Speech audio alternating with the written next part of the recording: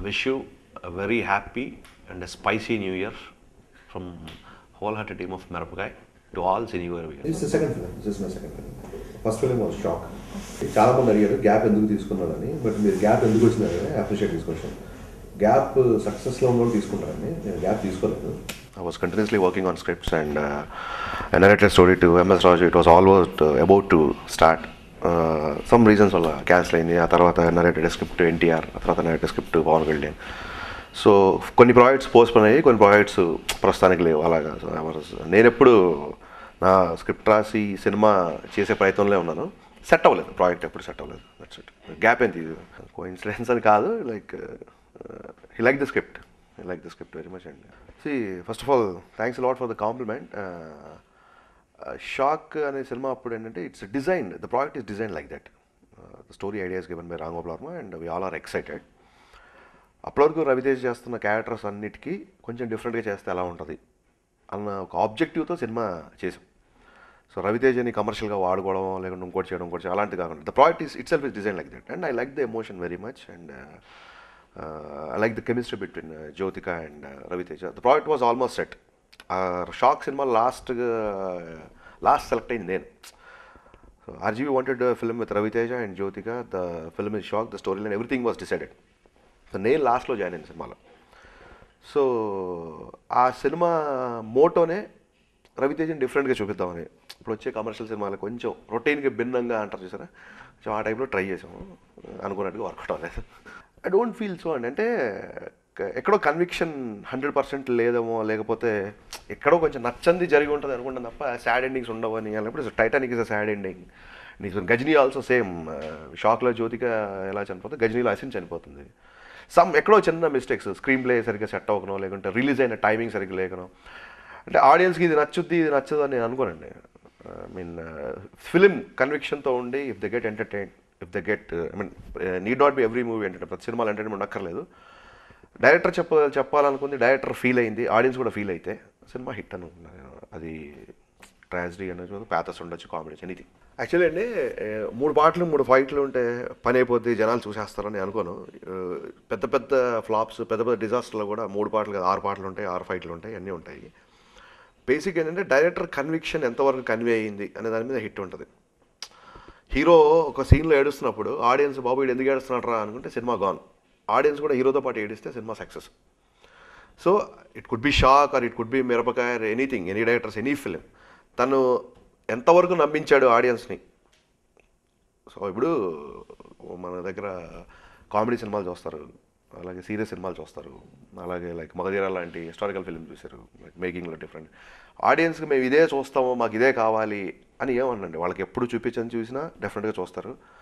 లేదా వాళ్ళకి బాగా నచ్చింది ఆల్రెడీ ఫార్ములాలో ఉన్న సినిమా అయినా చూస్తారు. కానీ ఓన్లీ ఫార్ములాని నమ్ముకొని పాటలు ఫైట్లు ఉంటే సినిమాలు ఆడేస్తాయనో, లేకపోతే కాస్త ఎంటర్టైన్మెంట్ ఉండి కొన్ని కామెడీ ట్రాక్లు ఉంటే సినిమా ఆడేస్తుందో అన్నాడు. అదే ఎంటర్టైన్మెంట్ కన్విక్షన్తో చేస్తే నిజంగా ఎంటర్టైన్ వాళ్ళు అయితే చూస్తారు. బట్ ఇది ఫార్ములా, ఇది సక్సెస్ ఫార్ములా అలాంటివి నేను బిలీవ్ చేయను. అంటే షాక్ అలా చేశాం కాబట్టి ఇలా చేయాలి అలా ఏమో అనుకోలేదు. షాక్ తీసుకుంటే కూడా ఫ్లాష్ బ్యాక్ అవ్వచ్చు, ఫస్ట్ అవ్వచ్చు. There is lot of romance, lot of comedy in the film. వాళ్ళిద్దరి మధ్య స్కూటర్ ఎపిసోడ్, బైక్ ఎపిసోడ్, ఇప్పటికీ ఐల్ గెట్ ద మెయిల్స్ ఇంటర్నెట్లో కానీ బయట ఎవరైనా కలిసిన ఎపిసోడ్ బాగుంటుంది episode. So those are my own sensibilities. అంటే నాకు నచ్చే ఎలిమెంట్స్ అవి. సో వాటి మీద ఎక్కువ ఫోకస్ చేశాను ఈ సినిమాలో. అండ్ నాకు చాలామంది చెప్పారు షాక్లో ఫ్లాష్ బ్యాక్ ఉన్నట్టు, షాక్లో ఫస్ట్ హాఫ్ ఉన్నట్టు ఫుల్గా సినిమా తీస్తే బాగుండేది కదా, why did you get into murders and all అది అని. సో వాళ్ళకి నచ్చింది అది. నేను కామెడీ అంత కన్విక్షన్తో చేశాను, షాక్లో యాక్షన్ కానీ సీరియస్ కానీ జ్యోతిగా డెత్ ఎపిసోడ్ కానీ అవి అంతే కన్విక్షన్తో చేశాను. అల్టిమేట్ అంటే నచ్చడం నచ్చకపోవడం అనేది ఉంటుంది తప్ప ఈ ఫార్ములా కాదు. ఇప్పుడు ఈ రూట్లో వెళ్తే వీళ్ళకి నచ్చేస్తుంది అనుకోండి. అండ్ ఐఎమ్ టెలింగ్ యూ, కమర్షియల్గా 3 పాటలు 3 ఫైట్లు పెట్టి సినిమాలు హిట్ చేస్తే సరిపోద్ది, హీరో ఒకటి 100 మంది కొట్టేస్తే అయిపోద్ది, ఇంటర్వెల్కి ఏమైనా నరికేస్తే అయిపోద్ది. ఇలాంటి ఫార్ములాస్ ఎప్పుడు వర్కౌట్ అండి. అండ్ బేసిక్గా ఒక ఇమేజ్ ఉన్న హీరోతో పాటలు ఫైట్లు నచ్చేలాగా తీయడం అనేదే it's a biggest task. Making commercial film is not that easy. I don't think it's a mistake. షాక్లో మిస్టేక్ అనుకోలేదు. ఒక దాన్ని నమ్మి, ఒక పాయింట్ని నమ్మి, ఒక ఎమోషన్ నమ్మి సినిమా చేసాము. దానికి ఆడియన్స్ ఫీల్ అయ్యారు, అప్రిషియేట్ చేయలేదు. ఓకే, ఇప్పుడు మీరు చెప్పినట్టుగా మీరు హార్డ్ వర్క్, సోల్ ఉంది అందులో, జ్యోతిక రవితేజ కెమిస్ట్రీ బాగుంది. సో ఒక లెవెల్ వరకు బాగుంది అనుకున్నారు తప్ప దాన్ని అప్రిషియేట్ చేసి పదే చూడటము, రిపీట్ ఆడియన్స్ వెళ్ళడము దాంట్లో, లేకపోతే ఒక ఫుడ్ ట్యాపింగ్ సాంగ్స్ కానీ, సో ఇలాంటి వాటికి స్కోప్ లేకుండా పోయింది. సో అండ్ రవితేజ అనేది షాక్ బిఫోర్ కూడా నేను రవితేజ సినిమాలకి అసోసియేట్గా కోఆర్డినేటర్గా వర్క్ చేసినప్పటి నుంచి we use to share cinema characterisations scenes ఇవి ఎక్కువ ఎప్పుడు సినిమా తప్ప ఇంకా వేరే టాపిక్ ఉండదు మా మధ్య, అది ఎక్కువ డిస్కస్ చేసేవాళ్ళం. So like he's having a strong belief on my sensibilities. అది షాక్లో ఫుల్ ఫ్లెడ్జ్డ్గా పెట్టలేకపోయాము. So let's do your original script, అంటే నువ్వు రాసుకుంది నువ్వు తీస్తే బాగుంటుంది అని ఒక నమ్మకం దాని ఉంది. అంతే తప్ప అందులో ఒక మిస్టేక్ చేసాం ఈసారి అలా చేయకూడదు అలాంటిది ఏం లేదు. వాళ్ళు చేయలేంది మీరు కొత్తగా చేసేది ఏంటి. నేను రవితేజ్తో ఎక్కువ ట్రావెల్ చేశాను సినిమా కెరీర్లో. నా మోస్ట్ ఆఫ్ ద టైం అంటే నేను ఎక్కువ టైం స్పెండ్ చేసిన hero of the screen Raviteja. So నేను అంటే మీరు అడిగిన దానికి నేనేం feel అవుతున్నానంటే I don't know how far it's true. పర్సనల్గా తను అబ్జర్వ్ చేసినప్పుడు పర్సనల్గా తను మాట్లాడే మాటలు, పర్సనల్గా తన ఇంటరాక్షన్, పర్సనల్గా తను కొన్ని కాయిన్ చేసే వర్డ్స్, కొన్ని డైలాగ్స్ అవి ఎక్కువగా ఈ సినిమాలో ఉంటాయి. ఒక 2-3 major mannerisms it's given by Raviteja. అంటే తను పర్సనల్గా టక్కన ఎవరైనా కోపం వస్తే ఎలా ఉంటుంది, ఎవరైనా ఇరిటేట్ చేస్తే ఎలా ఉంటుంది, తనని బాగా ఇష్టపడి మాట్లాడితే ఎవరితో ఎలా మాట్లాడతాడు, తన పర్సనల్ బాడీ లాంగ్వేజ్ ఏదైతే ఉందో అది ఎక్కువగా మిరపకాయలు కనబడుతుంది. అది మిగతా సినిమాల్లో కూడా ఉంటుంది, బట్ దీంట్లో ఎక్కువగా ఉంది. అంటే ఈవెన్ పురి గారు రవి గారి రిలేషన్ అంటే మీకు తెలుసు. అంటే మీరు మిగతా డైరెక్టర్స్ కంటే దీంట్లో డిఫరెంట్గా ఎలా ఉందంటే I mean this comes first in my mind actually. మీరు చెప్పినట్టుగా like it happens in Kapoor family. Actual Raj Kapoor ఫ్యామిలీలో ఎవరైనా హీరో ఉంటే so we don't find any other comedy in the film.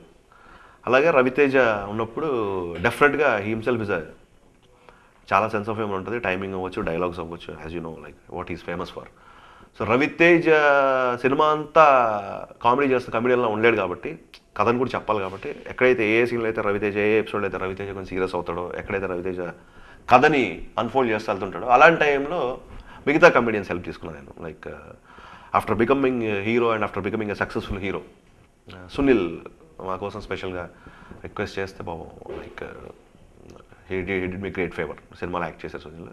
He did like ఇంతకుముందు కామెడీ క్యారెక్టర్ అలా చేశారు, అలాంటి మంచి క్యారెక్టర్ చేశారు సునీల్.